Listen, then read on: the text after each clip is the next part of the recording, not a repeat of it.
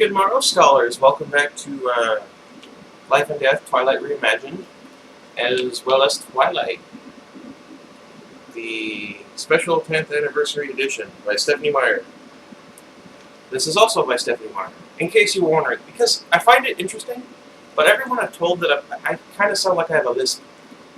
That I bought this book, and how it's every character just gender swap, they always ask, is it by the same author? Even my friend Adam, the beer vendor, who is a fan of Twilight, which shocked me because he loves Resident Evil. Twilight. Asked that question. I just thought it was so strange, and he asked if it was anything like Midnight Sun, which is the unreleased fifth book. It's Twilight, but from Edward's point of view. I said, no, this is just with all the characters the same. They're just the opposite gender of what they were before. It's like, oh, okay, that's depressing. Not because the idea behind it, he liked the idea, it's just he really wants to read Midnight Sun. And, yeah, I don't know. Alright, so, in today's episode, I guess they're episodes, I'm not too sure, I decided to try a couple things around the house, that is to say this room. That my mom suggested. I won't tell you what they are, but let's just say that, and over there are a little different. Anywho, in this episode, things are going to be a little all over the place. I have a couple of be quiet ideas that struck me while I was reading, and I accidentally made it to chapter 11 yesterday on lunch. I'm not proud of this fact. That means I went up over 100 pages during lunch and my break without eating. So I'm actually still hungry. Anyway, I'm going to be a little all over the place because, well, number one, do you guys remember the massive, massive hate that Twilight got from the Antis, as they called themselves, and as they were called in turn? There was two in particular that made up what they called the Black Pawn movement. Now, they chose the Black Pawn movement because I guess at some point the fandom for Twilight, or Stephanie Meyer, as it would seem, they referred to her, and even the Antis, I believe, referred to her as the White Queen. Since, the Queen is the most powerful piece, and, she chose white as being vampires, which is something I'm going to talk about in this episode. And pawns being, the weakest piece on the chessboard, and black being the opposite of white, apparently. At least in terms of chess, I wouldn't say that in terms of like race relations or whatnot.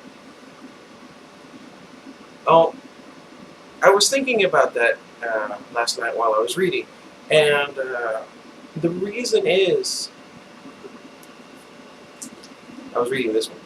The reason is I noticed something in regards to Bo and his. I'd say Bo. I think of the face of Bo from Doctor Who. Anyway. I noticed something. His characterization, now that I'm reading more of his interactions with Edith, remind me of somebody very, very, very messed up. Now, for those of you who are either too young to know or were never a fan of, there was a Batman animated series called Batman the Animated Series that started in the early 90s. Excuse me. Having some kind of like heartburn or chest pains, I don't know what's going on, acid reflux maybe. There was a character, and one of the reasons I loved the animated series was because of the origin stories for so many villains, and they were all such tragic figures, except for the Joker. But one in particular that I think fits this, as well as her, which I'm surprised she's not on the cover, was the Mad Hatter. And I find it interesting, the Mad Hatter, and then she's referred to as the White Queen, the Red Queen. Alice in Wonderland. Well, I guess that was kind of obvious. Anywho,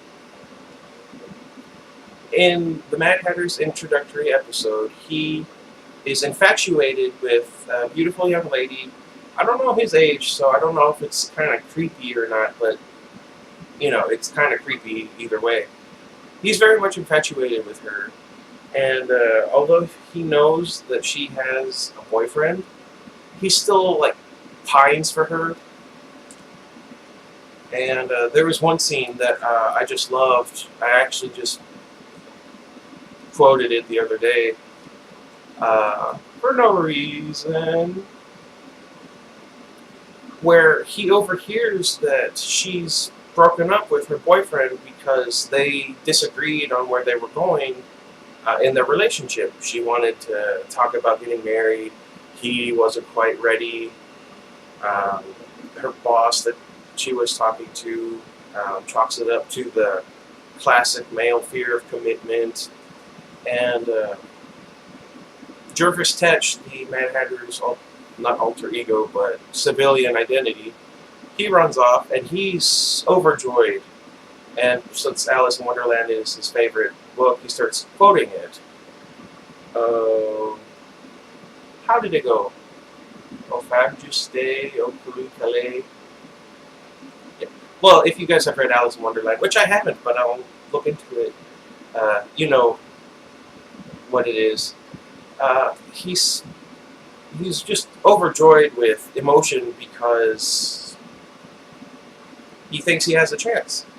And he says something along the lines of, I'll sweep her off her feet, I'll treat her to a night on the town, and nothing.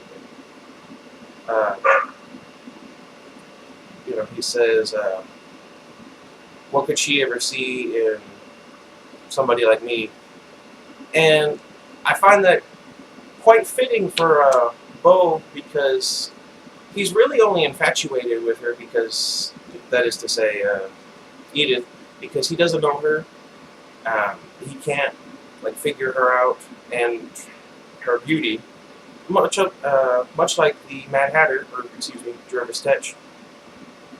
And he goes to near obsessive and actually quite obsessive lengths to indulge himself.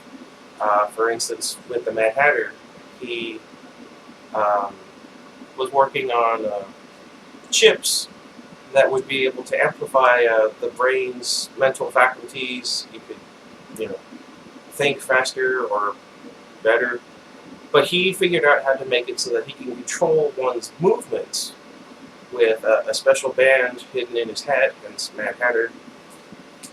So he was using those to control people, and ended up having to control her to indulge his fantasy, because she would never return his affections, and the episode ends with Batman breaking her and everybody else free, while he's trapped underneath a statue of the Jabberwocky, which was actually quite powerful symbolism, because that's like the embodiment of everything right there, and he's trapped in that fantasy world, and all he can do is watch as everyone passes him by. And you see the look of utter defeat and regret and sadness, and just the man that was Jervis Tetch died. Which sounds a lot like Bella from Twilight. I couldn't remember which one was facing what. Now, this is what worries me, because I've liked Beau up until this point, but they have 3 conversations with each other before he decides that he's in love with her and would do anything to be with her and would die for her if it meant being with her. And another problem I have is that they revealed that she was a vampire too early, but at the same time they took too long. It's hard to describe. What I think it is they spent so much time beating around the bush that when it was revealed, it was anticlimactic. And what the heck? Bird. And I have a problem with that because, you know, I'm a huge fan of Naruto. Specifically, my favorite characters would be Guy Sensei and Jiraiya. And I love Jiraiya, number one, because he was funny, but he was also very much an emotional character. And my favorite quote was in regards to his, well, I guess it's been long enough, his death, describing his life up until this point as a story, and how disappointed he is that his story is going to end like this, and bemoans the fact that a good story is only as good as its final plot twist. By having the plot twist be that, you know, these characters are vampires, but have them be revealed so early, there's no real twist, and it falls flat. Especially because there's like no real characterization. There's no getting to know each other. There's no what do you call it? Chemistry. You just kind of the best way I can describe it is you hit the ground running, and it just never goes anywhere. Stephanie Meyer tries to force it and make you feel like it does, but it really doesn't. Because in the one scene where Julie, Jacob's female counterpart, is in with Bo, they have about, I want to say, 4 months. I'm not sure exactly the timeline for the first book. Worth of chemistry that Edith and Bo have in a single conversation. I mean, they have something in common. They can talk to each other. They're comfortable. They can communicate. Whereas Bo and Edith, and by extension Bella and Edward, do none of those things. One of them is only interested in the other because of his looks, or her looks, depending on which version. Mystery, family, and money. The other one is only interested because apparently her blood is the most intoxicating thing. He can't read her mind. Her compassion and sacrifice for others, which is very funny. I wouldn't say ironic, but I say it's funny because by the end of the series and Breaking Dawn, she has none of those things. She no longer has the, smell her blood. She's no longer able to keep her thoughts hidden from him. She gave up her entire family and friends and everything for selfish reasons. None of what he said he loved about her is present anymore. But I digress. This is really about here and here, by extension. I'm not sure I'm using that word correctly. Okay, so I'm disappointed with Bo in regards to him immediately declaring his love for Edith. Admittedly, I say that word a lot too. It's kind of the point of this book. I understand it's a romance. It's a teen paranormal romance. But I feel like you should do more to have these characters actually fall in love. I know I mentioned Goosebumps a couple of times in prior videos. A good couple, they weren't really a couple, but they might as well have been, from Goosebumps would be in the Monster Blood series with Evan and Andy, short for Andrea, or Andrea, however you would prefer to pronounce it. She and he were the protagonists of most of the books, although you only ever really saw things from Evan's point of view.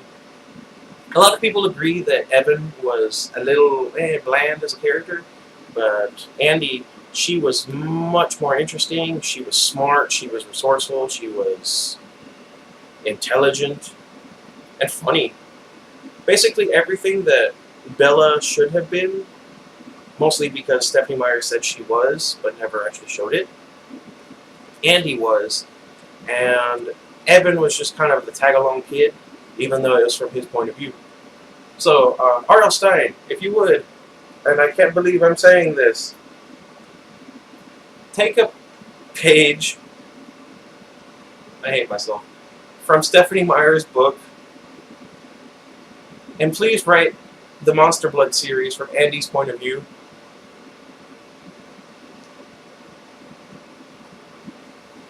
I can't believe I did that. I apologize to R.L. Stein.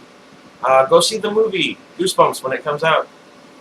I think I've said enough for this episode. I'm sorry it went on a little longer than I meant for it to.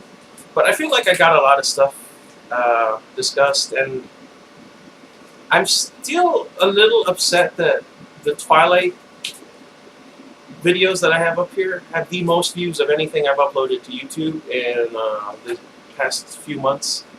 I'm gonna do something a little different in the next episode, so look forward to that, and I will see you all eventually, I'm sure.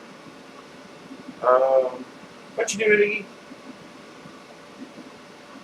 I can't tell if he's trying to take a drink or if he just wants to cool off. Nope, he's mad. Anyway, until next time, goodbye everybody.